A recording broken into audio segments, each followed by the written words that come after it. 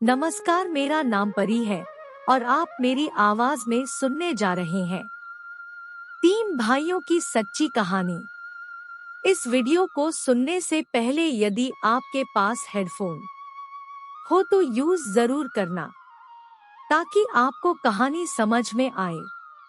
एक छोटे से गांव की बात है जहां राजेश, परेश और रमेश नाम के तीन भाई रहते थे, जो जंगल के पास एक झोपड़ी में रहते थे। वे ईमानदार और मेहनती थे। वे प्रतिदिन लकड़ी काटने के लिए जंगल में जाते थे। बाद में वे इसे बाजार में बेचते थे, जहां इसकी अच्छी कीमत मिलती थी। इस प्रकार उनका जीवन इसी प्रकार चलता रहा। फिर भी वह तीनों भाई हमेशा उदास और रहते थे। भले ही वे एक अच्छा जीवन जी रहे थे, लेकिन वो दुखी रहते थे।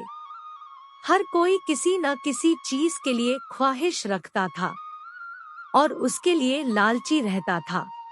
एक दिन जब राजेश, परेश और रमेश जंगल से अपने लट्ठों का गट्ठर लेकर घर लौट रहे थे, उन्होंने देखा कि एक बूढ़ी महिला अपनी पीठ पर बोरी लिए झुकी हुई है। जैसा कि वे दयालु और थे, भाइयों ने तुरंत गरीब महिला को देखा और उनसे मिलने के लिए नजदीक पहुंचे। फिर बोरी को उसके घर तक ले जाने को कहा। फिर भी वह बूढ़ी औरत उन तीनों भाइयों के सामने देखकर मुस्कुराती है और उन्हें शुक्रिया कहती है। राजेश, परेश और रमेश ने बारी-बारी से बोरी उठाई और अंत में जब वे महिला के घर पहुंचे, तो वे वास्तव में बहुत थके हुए थे।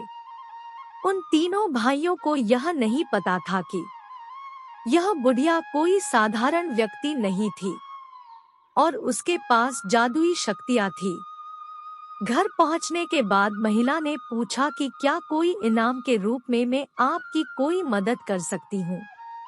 उन तीनों भाइयों ने बोला कि हम खुश नहीं हैं, हमें हर रोज कहीं परेशानियों का सामना करना पड़ता है और यह हमारी चिंता का सबसे बड़ा कारण बन गया है।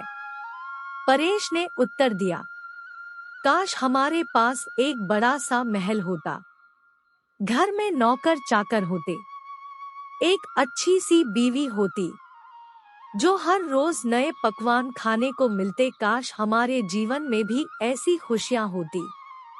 महिला ने पूछा कि उन्हें क्या खुशी मिलेगी। फिर वह तीनों भाइयों ने अपनी तरह से बारी बारी महिला से बात की जो उसे प्रसन्न करेगी। राजेश ने कहा, बहुत सारे नौकरों के साथ एक शानदार हवेली मुझे खुश कर देगी, मुझे और कुछ नहीं चाहिए। रमेश ने कहा, बहुत सारी फसल वाला एक बड़ा खेत जो मुझे खुश कर देगा, तब मैं बिना किसी चिंता के अमीर हो सकता था। फिर परेश ने कहा, एक खूबसूरत पत्नी जो मुझे खुश कर देगी, जब हर दिन घर लौटने के बाद उसका प्यारा सा चेहरा मुझे रोशन कर देगा और मेरे दुखों को भुला देगा। ठीक है, बुढ़िया ने कहा, अगर ये चीजें आपको खुशी देंगी तो आप मेरे जैसे गरीब असहाय व्यक्ति की मदद करने के लिए हर तरह से उनके लायक है। घर जाओ और तुम में से हर एक भाई को वही मिलेगा जो तुमने चाहा है। बूढ़ी महिला ने भाइयों को सोच में डाल दिया, क्योंकि वे महिला की शक्तियों के बारे में नहीं जानते थे। फिर वो महिला से इजाजत लेकर घर लौट आए।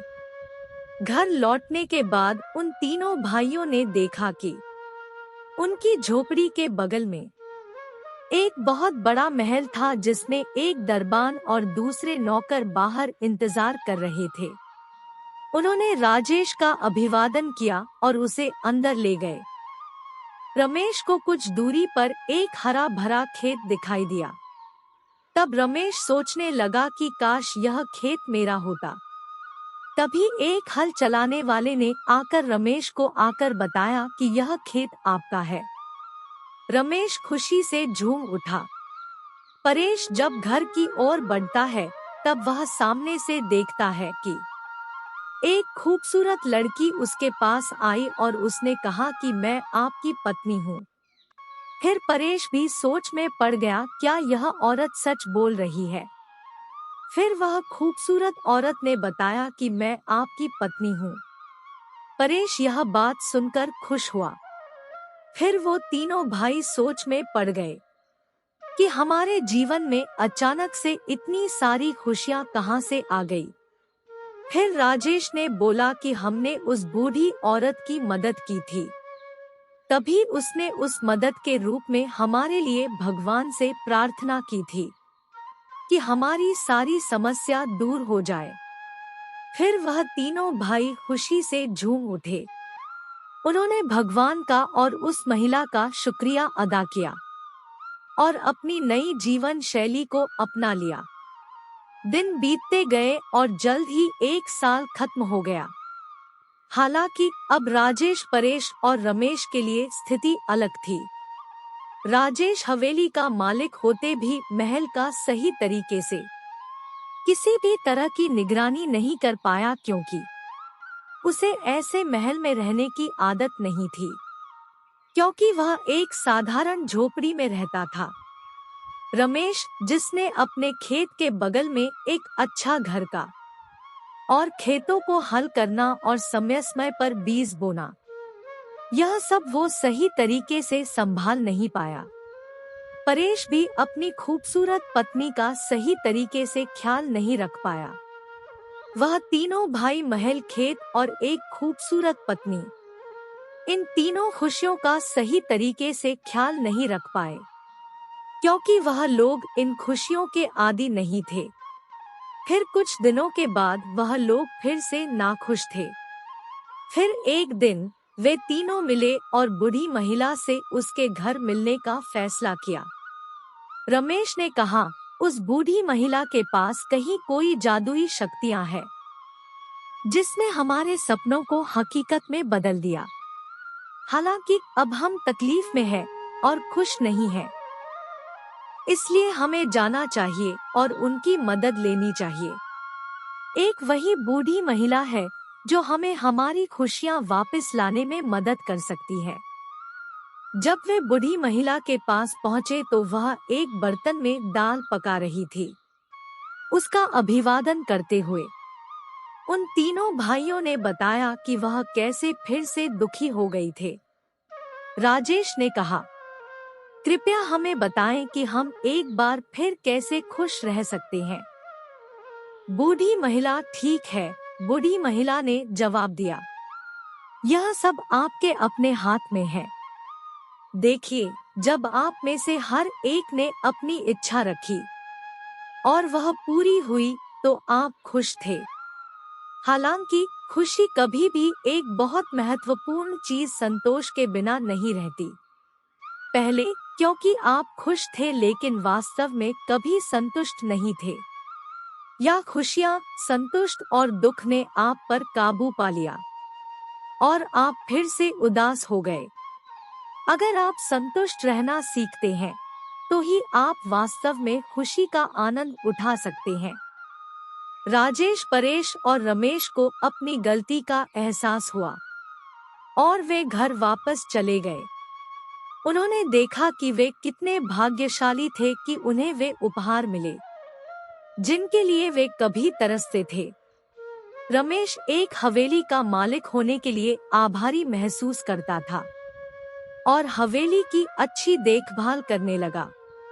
राजेश ने अपनी खेत को लगन से जोतना शुरू किया ताकि समय पर अच्छी फसल हो सके।